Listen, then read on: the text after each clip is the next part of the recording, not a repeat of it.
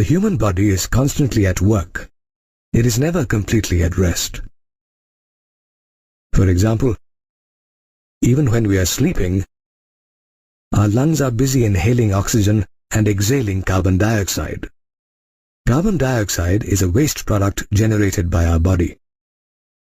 Like carbon dioxide, various other waste products such as ammonia, urea, uric acid, water, and excess ions like phosphate, sulfate, sodium, potassium, and chloride are produced in our body as a result of different metabolic activities like ingestion, digestion, and respiration. These waste or excretory products, if retained in the body, may prove fatal and so must be totally or partially removed from our body.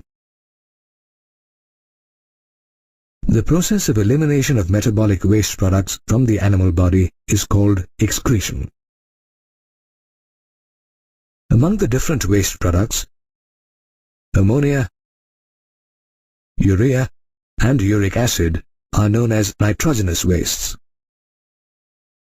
Of these, ammonia is the most toxic and requires a lot of water for its elimination, and is thus excreted only by those organisms that can compensate the loss of water. Generally, bony fishes, aquatic amphibians, and aquatic insects excrete ammonia in the form of readily soluble ammonium ions through their gills or body surface by the process of diffusion. Animals that excrete ammonia are called ammonotelic, while the process is called ammonotelism. As excretion of ammonia requires a lot of water, terrestrial animals have evolved a mechanism to convert ammonia into less toxic forms of urea and uric acid, which help conserve water. Mammals, including humans, and many marine fish and terrestrial amphibians excrete urea. Excretion of nitrogenous wastes in the form of urea is called ureotelism, and such animals are called ureotelic animals. In these animals, the liver converts ammonia into urea by the ornithine cycle and releases it into the blood. The urea in the blood is then filtered by the kidneys and excreted.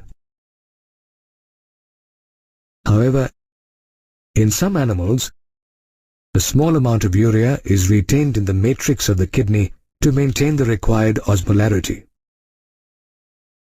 The least toxic form of nitrogenous waste is uric acid. Though excretion of uric acid involves a lot of energy, it helps conserve water considerably, as it is excreted in the form of pellets or paste involving very little water. Some animals excreting uric acid are reptiles, insects, land snails, and birds. Such animals that excrete nitrogenous waste in the form of uric acid are called uricotelic animals, and the process is called ureotelism. Did you know that in mammals, uric acid is formed by the degradation of nucleic acids and is excreted as a part of urine? As animals excrete nitrogenous wastes in different forms, the structure of their excretory system also varies. The study of phylogeny of the excretory system reveals that primitive animals such as invertebrates possessed simple organs like protonephridia or flame cells, which in the course of time evolved into complex organs such as the kidneys in vertebrates.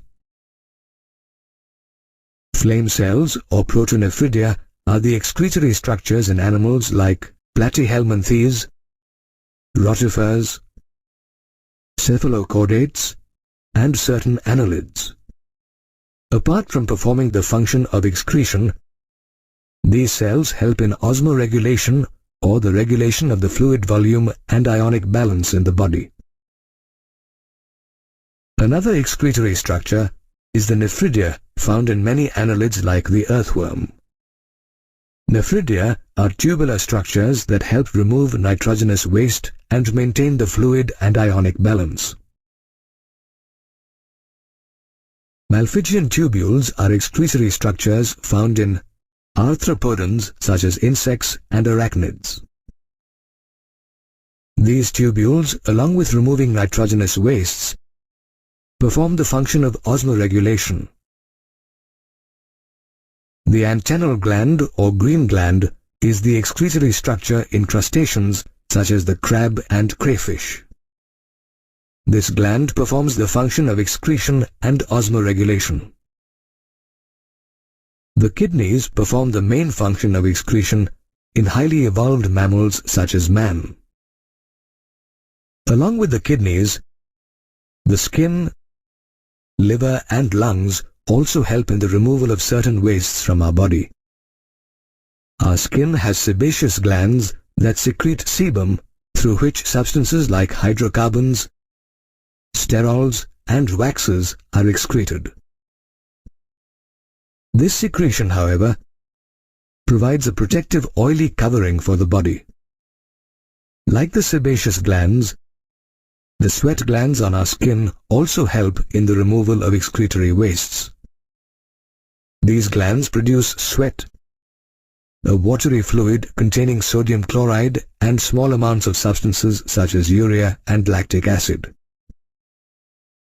Moreover, sweat also helps to cool the body's surface. Another organ that plays an important role in excretion is the liver, the largest gland in our body. It breaks down drugs and reduces their toxicity by drug metabolism. It also detoxifies ammonia and converts it into urea, which is eliminated by the kidneys. Moreover, it degrades hemoglobin, hormones, drugs and vitamins and adds it to bile as bile pigments bilirubin and biliverdin, which are then excreted through the feces. The lungs are also excretory organs that help in the removal of large amounts of carbon dioxide, a byproduct of cellular respiration, from our body. In addition, the lungs also help in the removal of water. Besides the kidneys, the skin, liver and lungs, saliva too helps in the removal of small amounts of nitrogenous wastes from our body. Therefore, excretion is an important process which is vital for all living organisms.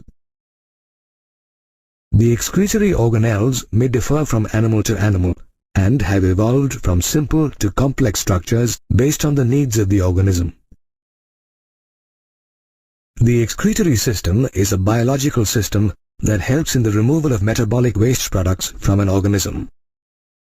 Much of the excretion in man is executed by the urinary system, which constitutes a pair of kidneys, a pair of ureters, a urinary bladder, and the urethra. Of these, the kidneys play a very vital role. They filter blood by removing nitrogenous wastes, regulate blood pressure, and assist in the production of red blood cells. The kidneys are compact, bean-shaped organs on either side of the spinal cord in the lower back. More precisely, they are situated between the last thoracic and third lumbar vertebrae in close proximity to the dorsal inner wall of the abdominal cavity. The 11th and 12th ribs partially protect the upper part of the kidneys. The right kidney, which is near the liver, is slightly lower than the left one, which is adjacent to the spleen. The kidneys are reddish-brown in color. In an adult, each kidney measures about 10 to 12 centimeters in length, 5 to 7 centimeters in breadth, and 2 to 3 centimeters in thickness. Each kidney weighs about 120 to 170 grams. The kidneys have an outer convex surface and an indentation or a notch on the inner concave surface called the hilum, through which blood vessels, nerves, and the ureters pass. The kidney has a tough, fibrous outer layer called a capsule, and its longitudinal section shows that its inside is differentiated into two main regions, an outer cortex and an inner medulla. There are about 8 to 18 cone-shaped structures in the medulla called medullary pyramids, which project into the calyces. The tip of each medullary pyramid is called a papilla. The cortex protrudes or extends between the pyramids as renal columns called the columns of Bertini. The medullary pyramids project into the calyces, which lead to a wide funnel-shaped space called the renal pelvis. Each kidney contains about 1 million nephrons in the cortical region, which are the basic functional units of the kidney. The nephrons filter nitrogenous wastes and excess salts from the blood and help in body fluid regulation and urine formation. Each nephron has two parts, the glomerulus and the renal tubule. The glomerulus is a ball-shaped network of capillaries formed by the afferent arteriole, which is a fine branch of the renal artery. It performs the first step in filtering blood. The filtered blood from the glomerulus exits through the efferent arteriole. The other part of the nephron, the renal tubule, helps in the reabsorption of salts and water as the urine passes through it, thereby concentrating the urine. The renal tubule begins with the Bowman's capsule and consists of proximal convoluted tubule PCT, Henle's loop, and distal convoluted tubule or DCT. The Bowman's capsule is a double-walled funnel-shaped structure that encloses the glomerulus. It collects the glomerular filtrate. The Bowman's capsule, together with the glomerulus, is called the Malpighian body or renal corpuscle. The Bowman's capsule opens into the proximal convoluted tubule, a highly coiled structure, and is followed by a hairpin-shaped loop called Henle's loop. Henle's loop has a descending limb and an ascending limb. The ascending limb opens into the distal convoluted tubule, which is also a highly coiled tubular structure. The distal convoluted tubules of several nephrons open into a collecting duct. Several collecting ducts converge and pass through the medulla into the renal pelvis, which leads to the ureter. The collecting ducts, along with Henle's loop, lie in the medulla, while the Malpighian body, proximal convoluted tubule, and distal convoluted tubule of a nephron lie in the cortex of the kidney. The nephrons in the kidney are also distinguished as cortical nephrons and juxtamedullary nephrons based on the length of Henle's loop. Cortical nephrons constitute the majority of nephrons and have a very short Henle's loop that just about extends into the medulla, while the juxtamedullary nephrons have a very long Henle's loop that runs deep into the medulla. Each nephron also has a fine network of capillaries called Peritubular Capillaries, which is formed from the efferent arteriole leaving the glomerulus. A minute vessel from this network of capillaries forms a U-shaped structure called the vasa recta, which lies parallel to the loop of Henle. They are greatly reduced or absent in cortical nephrons. The capillaries of many such efferent arterioles unite to form the renal vein, which joins the inferior vena cava. Let's now study the other parts of the urinary system. The kidney opens into the ureters through the renal pelvis.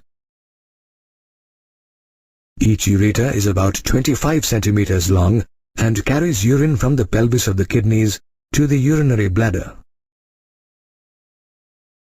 The urinary bladder is a hollow, muscular and elastic organ that temporarily stores urine till it is released from the body. Urine leaves the urinary bladder via the urethra, a tube through which urine is discharged. The urethra is enveloped by the urethral sphincter, which controls the flow of urine from the bladder to the outside. Hence, the urethra, along with the urinary bladder, ureters and kidneys, constitute the human excretory system. The kidney is the major excretory organ in humans, and one of its primary functions is urine formation.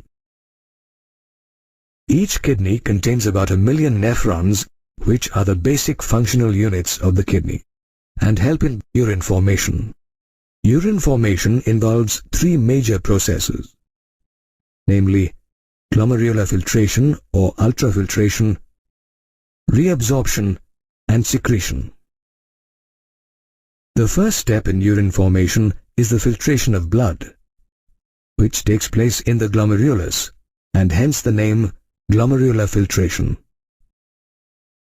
The pressure of blood in the glomerular capillaries forces the blood to pass through 3 layers, namely the endothelium of the blood vessel or the capillary, the basement membrane of the glomerulus, and the epithelium of Bowman's capsule. The epithelial cells in Bowman's capsule, also known as podocytes, are intricately arranged, leaving a few minute openings called slit pores or filtration slits. These slits or membranes help in the filtration of blood, and almost all the constituents of the plasma except the proteins pass into the lumen of Bowman's capsule. A reason why glomerular filtration is known as ultrafiltration. Did you know that, on average, the human kidney filters about 1,100 to 1,200 milliliters of blood per minute, which is about 1/5 of the blood pumped out by each ventricle of the heart in a minute? The amount of filtrate formed in the Bowman's capsule of a nephron due to glomerular filtration in the kidneys every minute is called the glomerular filtration rate or GFR, which in a healthy individual is about 125 milliliters per minute or 180 liters per day. The blood pressure in the capillaries acts as a major force in glomerular filtration. Besides, there are certain intrinsic mechanisms in the kidneys that auto-regulate the GFR. The Juxtaglomerular Apparatus or JGA is one such microscopic structure that regulates the GFR. The JGA is formed by cellular modifications between the afferent and to some extent the efferent arteriole and the distal convoluted tubule or DCT of the same nephron at their point of contact. The juxtaglomerular cells release renin whenever there is a drop in the GFR, which stimulates glomerular blood flow and normalizes the GFR.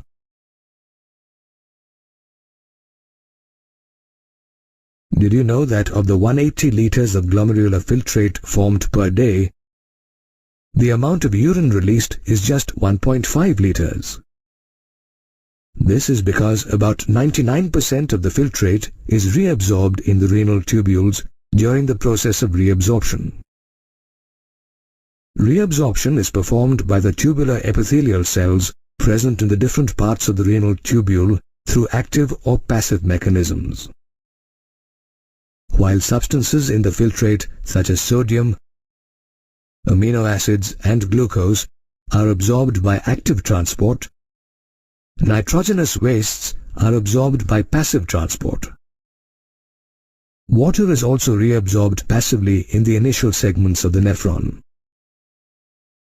Apart from absorption, the cells in the renal tubule also selectively secrete substances such as potassium and hydrogen ions and ammonia into the filtrate to maintain the pH and ionic balance in body fluids. This process of reabsorption and secretion occurs in different parts of the renal tubule, namely the proximal convoluted tubule or PCT, Henle's loop, and distal convoluted tubule. The collecting duct also takes part in the process. The proximal convoluted tubule is the section of the nephron situated between Bowman's capsule and Henle's loop. The glomerular filtrate from Bowman's capsule enters this tubule, which is lined by cuboidal, brush border epithelial cells that help to increase the surface area for reabsorption. The proximal convoluted tubule reabsorbs about 70 to 80% of the electrolytes and water and almost all the essential nutrients and vitamins. It also selectively secretes ammonia, hydrogen ions and potassium ions into the filtrate and absorbs bicarbonate to maintain the pH and ionic balance of body fluids. The proximal convoluted tubule is followed by Henle's loop, where minimal reabsorption takes place. However, the region plays a vital role in maintaining the high osmolarity of medullary interstitial fluid.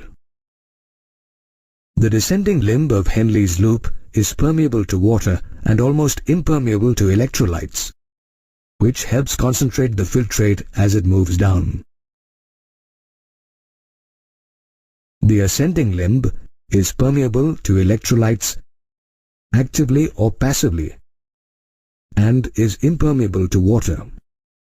Therefore, electrolytes pass into the medullary fluid and dilute the concentrated filtrate as it passes upwards. Henle's loop is followed by the distal convoluted tubule, where conditional reabsorption of water and sodium occurs. This region helps maintain the sodium-potassium balance and pH level in the blood by reabsorbing bicarbonate and selectively secreting potassium and hydrogen ions and ammonia. The distal convoluted tubules of several nephrons open into a straight tube called the collecting duct, which extends from the cortex of the kidney to the inner parts of the medulla. The duct helps to reabsorb water, thereby increasing the concentration of urine according to the body's state of hydration. It also maintains osmolarity by enabling small amounts of urea to pass into the medullary interstitium. Further, it selectively secretes hydrogen and potassium ions and maintains the ionic and pH balance of blood. Therefore, the nephron filters blood by reabsorbing substances that are needed and excreting the rest as urine. The urine produced by our body is around 4 times more concentrated than the initial filtrate, which reflects the conservation of water in the nephrons. Henle's loop and the vasa recta are the parts of the kidney that help concentrate the urine. A countercurrent is created in both these parts. This is because the direction of the flow of filtrate in the 2 limbs of Henle's loop and the flow of blood in the 2 limbs of the vasa recta are opposite. The countercurrent, along with the proximity of Henle's loop to the vasa recta, maintains an increasing osmolarity in the inner medullary interstitium. The difference in osmolarity between the cortex and the medulla is pronounced, as we can see that the osmolarity in the cortex is 300 milliosmoles per liter, while it is as high as 1200 milliosmoles per liter in the inner medulla. This difference in osmolarity is caused by the difference in the concentration of urea and sodium chloride. The sodium chloride that is transported through the ascending limb of Henle's loop is exchanged with the descending limb of the vasa recta. Then the ascending limb of the vasa recta returns the sodium chloride to the interstitium. In the same way, small amounts of urea entering the thin segment of the ascending limb of Henle's loop are transported back to the interstitium by the collecting tubule. This unique arrangement of the Henle's loop and the vasa recta, together with the countercurrent mechanism, help maintain the concentration gradient in the medulla, which aids the easy passage of water from the collecting duct into the medulla due to osmosis, thus concentrating the urine. Urine thus helps to eliminate the numerous waste compounds generated by our body. Urine formation is vital for human health, and it is difficult to survive without producing and eliminating it.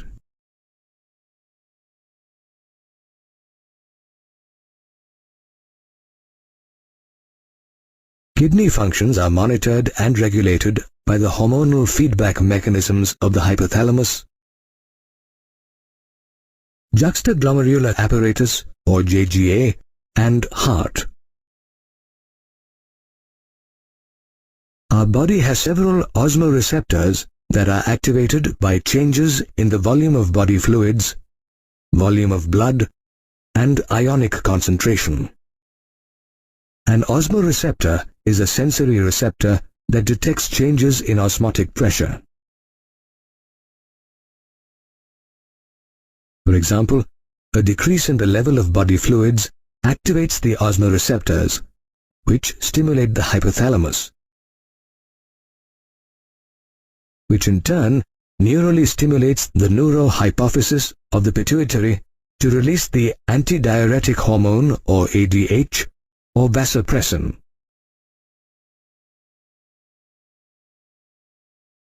ADH prompts the distal convoluted tubules or DCTs and the collecting ducts to reabsorb more water, thereby preventing diuresis. On the other hand, if the fluid volume in the body increases, the Osmore Receptors suppress the release of ADH, leading to increased excretion of water in urine. ADH also has the ability to constrict the blood vessels. This increases blood pressure, thereby increasing the glomerular blood flow in the kidney and consequently the glomerular filtration rate or GFR. Like the hypothalamus, the JGA also plays a vital role in regulating kidney functions. The juxtaglomerular cells detect a fall in the glomerular blood pressure or GFR and release a peptide hormone called renin.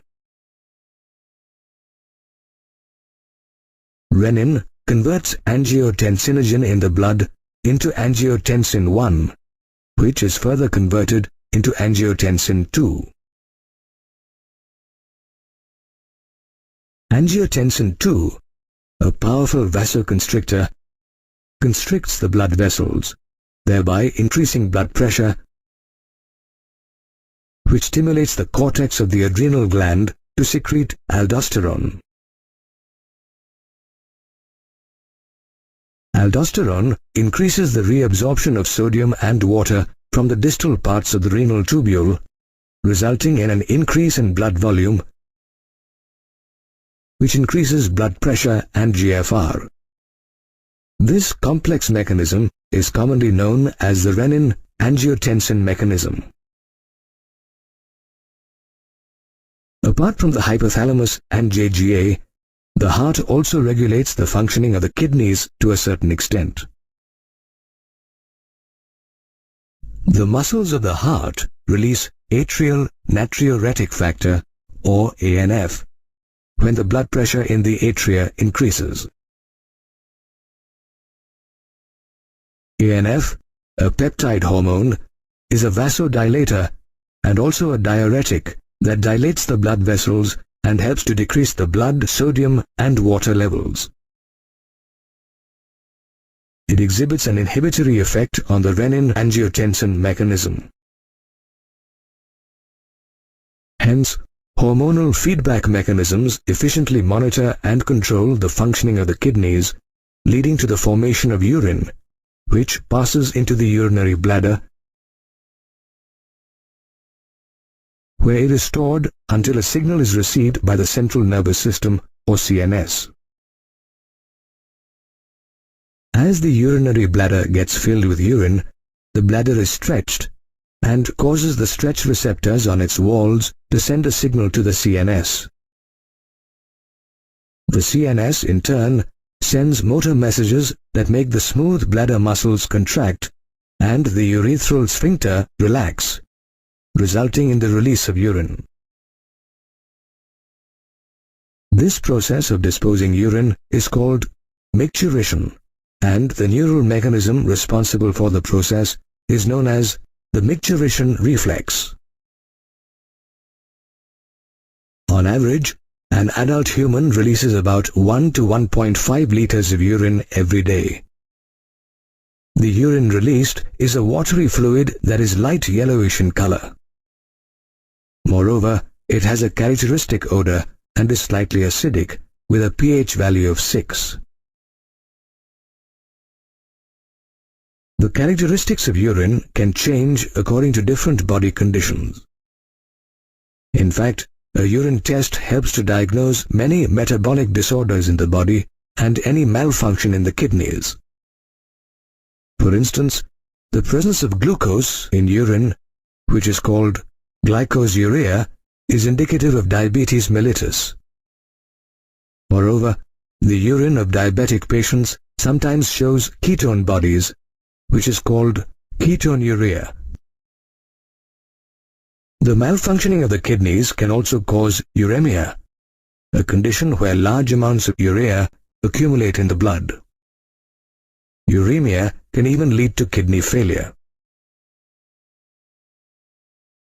A life-saving process for uremic patients is hemodialysis, wherein excess urea in the blood is removed.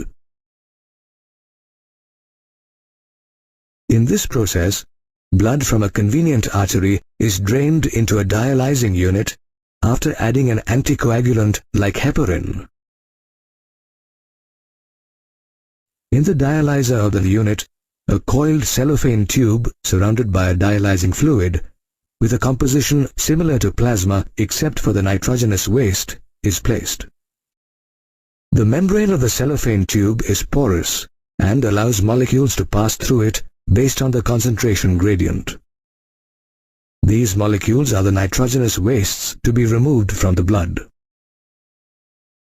The absence of nitrogenous wastes in the dialyzing fluid helps urea to easily move out, thereby clearing the blood.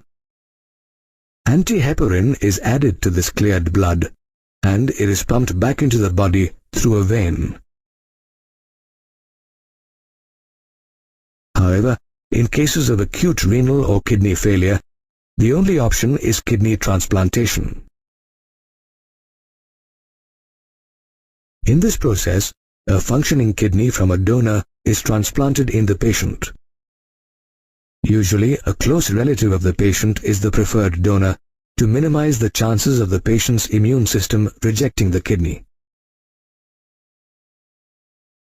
Other disorders due to the malfunctioning of the kidneys include the formation of stones or insoluble masses of crystallized salts within the kidney, a condition known as renal calculi. These stones are usually salts of calcium, mainly calcium oxalate or calcium phosphate. Such stones are also formed in the ureter and the urinary bladder. Another disorder affecting the kidneys is glomerular nephritis, wherein the glomeruli of the kidneys get inflamed. Therefore, the functioning of the kidneys is efficiently monitored and controlled by hormonal feedback mechanisms, and even a slight dysfunction or disorder may lead to severe diseases of the kidneys.